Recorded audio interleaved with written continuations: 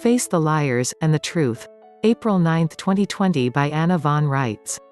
I am going to prove to you that the commercial corporations that have been serving as our government are liars. I am going to do this using one fantastically famous example. The atomic bombing of Hiroshima and Nagasaki, Japan, never happened. This chestnut was so widely distributed and so universally believed, that it traumatized 2 generations of people and continues to haunt us today, but it is complete, and obvious, bunk. If atomic bombs had been dropped on Hiroshima or Nagasaki, those cities would still be uninhabitable today and would remain uninhabitable for thousands of years beyond today. Look at what happened to Sodom and Gemorrah. Still desolate and abandoned. Still radioactive. Sand turned to glass 8 feet under the soil surface. That is the work of an atomic bomb. It takes thousands of years to decay the radioactive elements released in an atomic bomb blast. Thousands. Look at Hiroshima and Nagasaki today, all bright and chipper, with lovely parks and war memorials.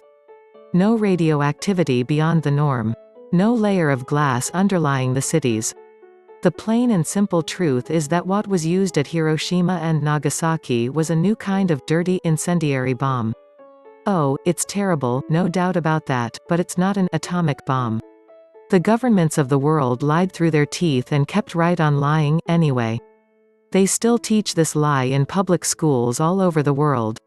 The actual dirty incendiary bomb technology depends on flammable and explosive metallic elements and metallic oxides.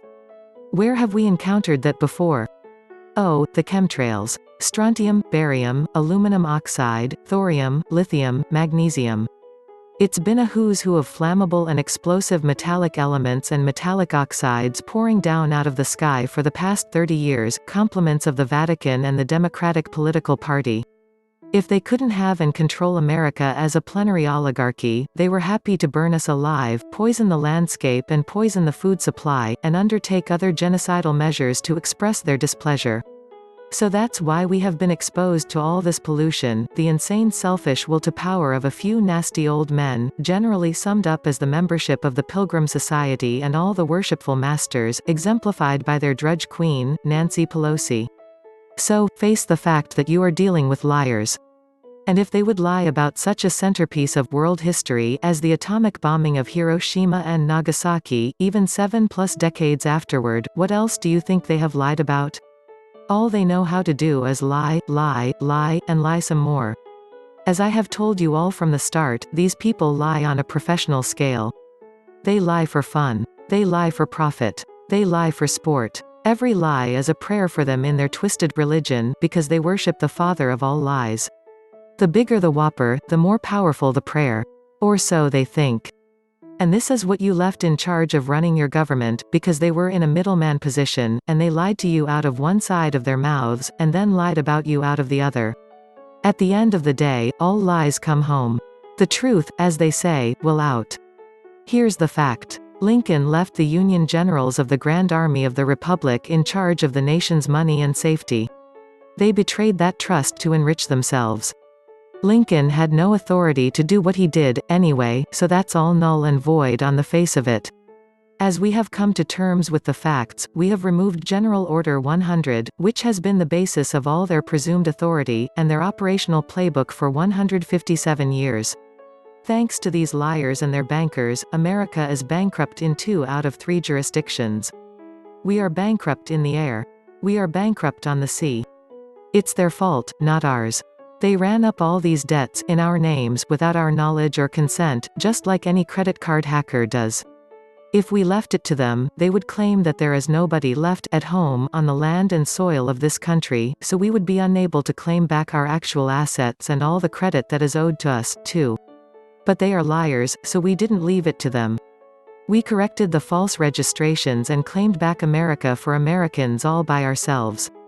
All that is left is for the rest of you to come home and take up the oars in your own State of the Union. Now, they have got themselves into a pretty pickle. They have been operating in evasion of the constitutions that give them the right to exist on our shores, and they have cheated and disserved their employers. While intending to bankrupt us, they have in fact bankrupted themselves. Think, shooting yourself in the foot. So there's Mr. Trump, bankrupt on the sea and bankrupt in the air. He and his generals cooked up the desperate idea of doing a simulated war exercise on our shores, as an excuse to access our credit for this defense expenditure. So they literally declared war on the common cold and shut down the world economy as part of a war game. Creative, but no bananas. The 6.2t appropriation that the Territorial Congress made as a stimulus relief, well, we can't decide what it is package was divvied up with $300 billion to the people and all the rest going to the bankers and big corporations. Moreover, the $300 billion was supposed to be issued as individual checks or direct deposits to, purportedly, settle all our individual claims against the Pope and his municipal government corporations. That is, they were going to give you a couple of pennies out of the billions they owe, and then tell some more big fat lies to the effect that by your acceptance of these pitiful little checks, you waived your rights and donated your assets and forgave all the municipal debts. And then, the military bankers working for the Territorial Government Corporation, aka British Crown, plan to come in and buy up what is rightfully your interest in the municipal corporations, using your credit to do it. That's why the military bankers have been sacked. You will notice that you haven't heard a word about the stimulus relief don't know what it is package lately. They are no longer dangling those little $1,200 checks in front of your noses, are they? No. Well, there's a reason for that. As outlined above, they were going to do that as a ruse to get you to accept $1,200 as your settlement of their municipal debts, which are in the millions if not billions owed to you and your state. So, we, the lawful government of this country, accepted the $6.2 trillion as a gift from the Pope and the Queen and the Bank of Scotland, and we fixture-leaned all their signatures and contracts and physical currency and coinage as assets backing the debt. If they have to pay it themselves and get no big payoff in return, they aren't so keen on the scheme. Meantime, poor Mr. Trump is left neither afoot nor a horseback, and all his advisors are running around squawking like chickens in a chicken yard. What to do? What to do? Blame China. Blame China. That's not going to work, either. No matter how many talking heads they plaster on the news waves. The rest of the world, and indeed, the American people know, that China did not cause this. Indeed, we have good reason to know who did cause it, because the government of Westminster has already fully admitted that they did it. Look at the new British £20 note. There you will see a holograph of a 5G tower and right above it, the laboratory symbol for the coronavirus. The British Crown did this and they were arrogant enough to admit it. So everyone can quit the phony blame China narrative, too. Besides all this, America, you have been buying goods made in China for years.